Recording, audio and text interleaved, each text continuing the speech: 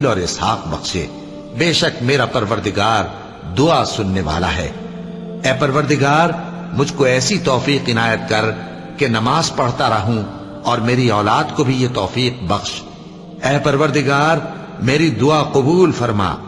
اے پروردگار، حساب کتاب کے دن میری اور میرے ماں باپ کی اور مومنوں کی مغفرت کیجو۔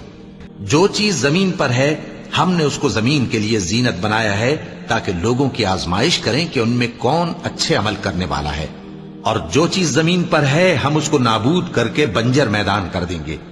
کیا تم خیال کرتے ہو کہ غار اور لوح والے ہماری نشانیوں میں سے عجیب تھے؟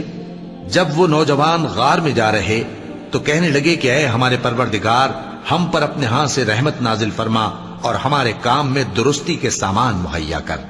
تو ہم نے غار میں کئی سال تک ان کے کانوں پر نیند کا پردہ ڈالے رکھا، یعنی ان کو سلائے رکھا۔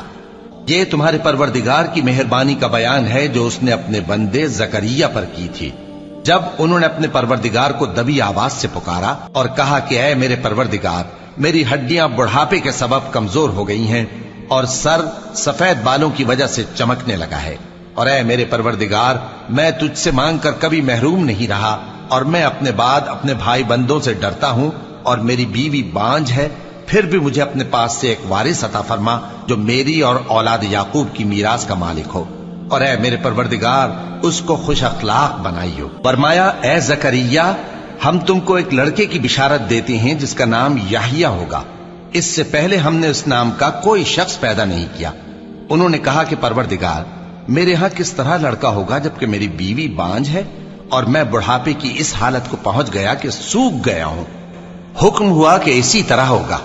تمہارے پروردگار نے فرمایا ہے کہ مجھے یہ آسان ہے، اور میں پہلے تم کو بھی تو پیدا کر چکا ہوں اور تم کچھ چیز نہ تھے۔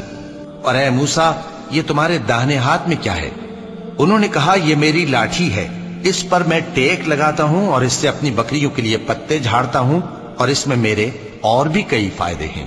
فرمایا کہ موسیٰ اسے زمین پر ڈال دو، تو انہوں نے اس کو ڈال دیا اور وہ یکا یک سانپ بن کر دوڑنے لگا۔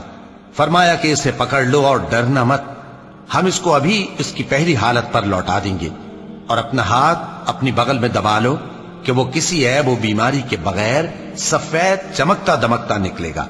یہ دوسری نشانی ہے تاکہ ہم تمہیں اپنے بڑے بڑے نشانات دکھائیں۔ تم فرعون کے پاس جاؤ کہ وہ سرکش ہو رہا ہے۔ کہا اے میرے پروردگار، اس کام کے لیے میرا سینہ کھول دے اور میرا کام آسان کر دے، اور میری زبان کی گرہ کھول دے تاکہ وہ میری بات سمجھ لیں، اور میرے گھر والوں میں سے ایک کو میرا وزیر یعنی مددگار مقرر